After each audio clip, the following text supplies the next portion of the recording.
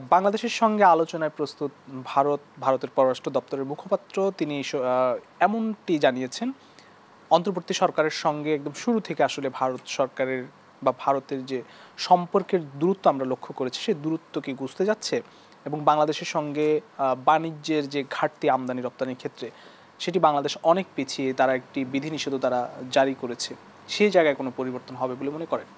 আপনাকে অনেক ধন্যবাদ ফখরুল। দেশ টিভির দর্শকদের শুভেচ্ছা এবং আমার সহ আলোচক সাংবাদিক সাইদুর রহমানকে অনেক ধন্যবাদ। আসলে যেটা হয়েছে যে এই সরকারটি আসার পরবর্তী সময়টাতে যেহেতু বিগত যে সরকারটি ছিল সেই সরকারের মসনদে অবৈধভাবে থাকার পুরা প্রক্রিয়াতে ইন্ডিয়ান সরকার তাদের পররাষ্ট্রনীতি, আমি শব্দটা আবার ব্যবহার করেছি, পররাষ্ট্রনীতি, এই পররাষ্ট্রনীতিটা ভীষণ রকমের ভাবে আপনার পুরা সাউথ এশিয়ান যে বেল্ট আছে এই বেল্টেই কিন্তু এটা একটা প্রবলেমেটিক পররাষ্ট্রনীতি হিসেবে দেখা দিচ্ছে। এবং বাংলাদেশ যে কোনো অর্থে, আমি এই কথাটা অনেকবার বলেছি, প্রতিবেশী যে কোনো রাষ্ট্রের জন্য গুরুত্বপূর্ণ, কিন্তু আমাদের থেকেও বেশি গুরুত্বপূর্ণ হচ্ছে ইন্ডিয়ার জন্য বাংলাদেশ খুব গুরুত্বপূর্ণ। কারণ ইন্ডিয়ার রাজনৈতিক পরিসরে দেখেন আপনি, সে সার্বক্ষণিক ঐতিহাসিকভাবে তার দ্বন্দ্ব হচ্ছে পাকিস্তানের সাথে, এটা তার একটা বর্ডারল্যান্ড কাশ্মীর দিয়ে, তার দ্বন্দ্ব চীনের সাথে, এটা তার একটা বর্ডারল্যান্ড, মানে সকল দিক থেকে তার দ্বন্দ্ব। এখন মনে করেন ইন্ডিয়া অনেক বড় দেশ, অনেক মানুষ, এখন ওর যে আর্মি, বর্ডার ফোর্স, যাই বলেন না কেন, এখন এই যে দুটা বিগ তার জন্য একটা কনস্ট্যান্ট সমস্যা পাকিস্তান এবং চীন, এই সমস্যা যদি সে সমাধান তো করতে পারবেন, এটা সমাধানযোগ্য সমস্যা না, এটা একটা অসমাধানযোগ্য সমস্যা। এর মধ্যে যদি তার আরেক বর্ডারল্যান্ডের এই ছোট্ট দেশ বাংলাদেশ, সেটা যদি তার নিয়ন্ত্রণাধীন না থাকে, তাহলে তাকে তো তার জিওগ্রাফিক্যালি আপনি দেখবেন তার চারপাশ হচ্ছে শত্রুময় হয়ে গেছে। কাজেই ইন্ডিয়ার জন্য এটা খুব গুরুত্বপূর্ণ, বাংলাদেশের জিও পলিটিক্যাল লোকেশন থেকে শুরু করে বাংলাদেশ তার জন্য গুরুত্বপূর্ণ। কারণ সে কোনো রাষ্ট্র আড়াই হাতের শত্রুতা নিয়ে, ওই যে আমাদের দাবার চালে ঘোড়া যেমন আড়াই চাল চালে, আড়াই হাতের শত্রু নিয়ে সেই রাষ্ট্রের জন্য মুভ করাটা অনেক কঠিন। ঠিক আছে, এবার আপনি বাজারে আসেন, ইন্ডিয়ান বাজারে আপনি যদি যান দেখবেন যে এই যে ধূমপান থেকে শুরু করে নর্মালিসেতেও আপনার ওরা ওদের লোকাল প্রোডাক্টের মার্কেট করে। ইন্ডিয়ান বাজার কিন্তু চাইনিজ মার্কেট দখল করতে পারে নাই। ইন্ডিয়ান যে বাজার, অভ্যন্তরীণ বাজার, সেটি কিন্তু চাইনিজ মার্কেট দখল করতে পারে নাই। কিন্তু বাংলাদেশ ঠিকই, বাংলাদেশের গল্পটা হচ্ছে এখান থেকে একটু ডিফারেন্ট। এখন ঘটনা হচ্ছে বিগত 15 বছরের আগেও আপনার 2014 সুজাতা সিং, 2018 যে ঘটনা, রাতের ভোট হওয়া, দিনের ভোটটা রাতে হয়ে যাওয়া, 2024 আমি বাদই দিলাম, কারণ এটা আসলে কিছু হয়নি। এটা যখন হয়েছে তখন আমরা জানি যে এটা আসলে ভেরি মিনিংলেস। এই বিষয়গুলা বাংলাদেশের জনগণের সাথে, রাষ্ট্র ব্যবস্থার সাথে ইন্ডিয়ান একটা হস্তক্ষেপ স্পষ্টত দেখা যায়। এরপরে যেটা হয়েছে যে যেহেতু আওয়ামী লীগ সরকার, দেখেন আওয়ামী লীগ সরকার যেহেতু ইন্ডিয়ান সরকারকে বোঝাতে সক্ষম হয়েছে যে তিনি ছাড়া আর কোনো গতি নাই, সে কারণে সারাক্ষণ সার্বক্ষণিকভাবে ইন্ডিয়ান গভর্নমেন্ট, এই গভর্নমেন্টটা আসার পরে একটা রিজিডিটি নিয়ে রেখেছে। এবং সেটা নিয়ে ইন্ডিয়ান মিডিয়ার এমন সব এহেন গুজব না সত্য, পোস্ট ট্রুথ বলি আমরা একাডেমিক ভাষায়, মানে কোনটা যে সত্য এটা আপনি বুঝবেন না, এমন কিছু দেখানো বাদ রাখে নাই। দেখাতে দেখাতে কয়েকদিন আগে দেখলাম ম্যাঙ্গো ডিপ্লোমেসি, ইন্ডিয়ান একদম গুরুত্বপূর্ণ টিভিতে বলছে, হ্যাঁ, ইন্ডিয়ান টুডের মতো একটা জায়গাতে, মানে খুব গুরুত্বপূর্ণ সংবাদ মাধ্যম, কোনো ওই যে ময়ূখ সংবাদ মাধ্যম না, হ্যাঁ, সেখানে বলছে ম্যাঙ্গো ডিপ্লোমেসি। ম্যাঙ্গো ডিপ্লোমেসি কি?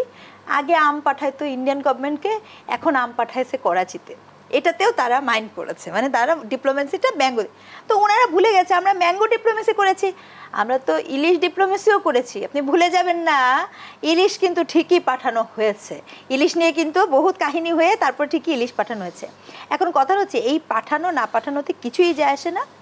ইন্ডিয়ান গভর্নমেন্ট ডেফিনেটলি এই গভর্নমেন্টের সাথে, কেন বাংলাদেশের যেই গভর্নমেন্ট আসবে, আমি এটা একজন নিবিজ্ঞান হিসেবে বলছি, তাকে বাংলাদেশের সাথে সম্পর্ক রাখতে হবে তার নিজের স্বার্থে। এটা হচ্ছে প্রথম ফার্স্ট টেক। দ্বিতীয় টেক, এখন ইন্ডিয়ান গভর্নমেন্ট ডেফিনেটলি বসতে যাবে, কারণ আপনি যে ভোট করবেন, নির্বাচন করবেন, আমি আপনাকে হাইপোথেটিক্যালি কথাটা বলছি, তিনি শুধু বাংলাদেশ না বিভিন্ন জায়গাতে এটাই এখন দাবি করবে যে আপনার এই ইলেকশন ইনক্লুসিভ ইলেকশন হবে না যখন আপনি আওয়ামী লীগের মতো একটি পার্টিকে ইলেকশন করতে দিবেন না। কারণ আপনি আওয়ামী লীগকে ইলেকশন করতে দিবেন না, এটা কোথাও লেখা নেই, এটা কেউ বলে নাই, এটা ইন্ডিয়ান গভর্নমেন্ট বলবে।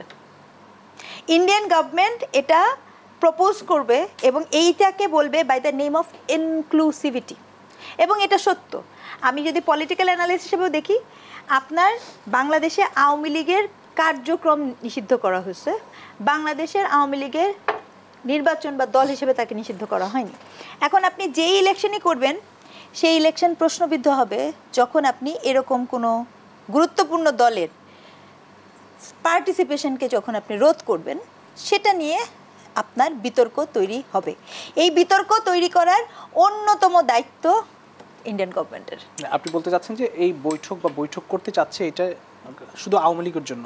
শুধু আওয়ামী লীগের জন্য হবে কেন? নিজেদের জন্য, পাশাপাশি আওয়ামী লীগের? হ্যাঁ, শুধু আওয়ামী লীগ তার কনসার্ন না। ইন্ডিয়া খুব স্মার্ট আছে ভাই, ইন্ডিয়া তার কনসার্ন ছাড়া অন্য কিছু কনসার্ন বোঝে না।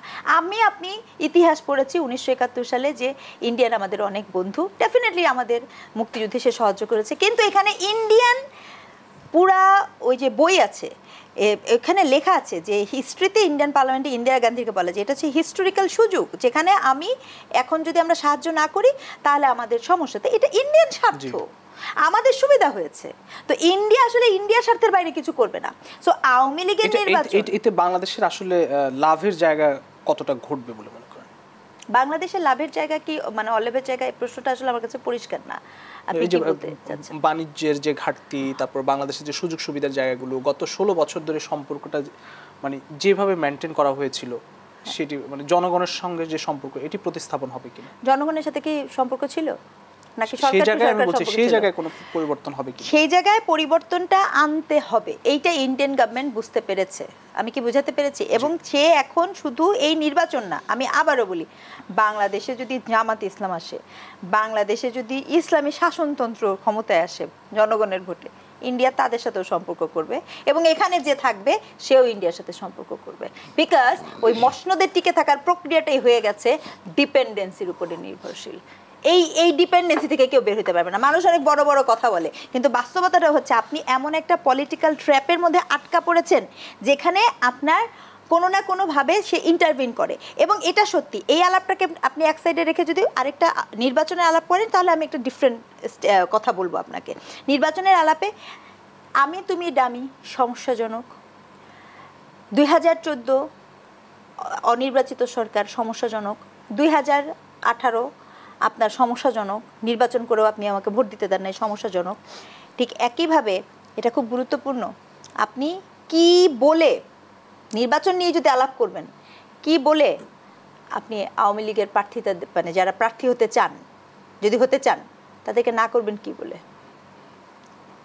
কি আছে, মানে কোন আইন বলে আপনি না করবেন? এবং যদি এটা না করেন, আপনি বলতে পারেন, আমি কিন্তু আবার বলছি, এর মানে আমাদের সমস্যা কি, এর মানে কিন্তু এটা না যে আমি আওয়ামী লীগের সমর্থন করি। আমি বলছি যে এই সমস্যাগুলোকে অ্যাড্রেস করাটা জরুরি।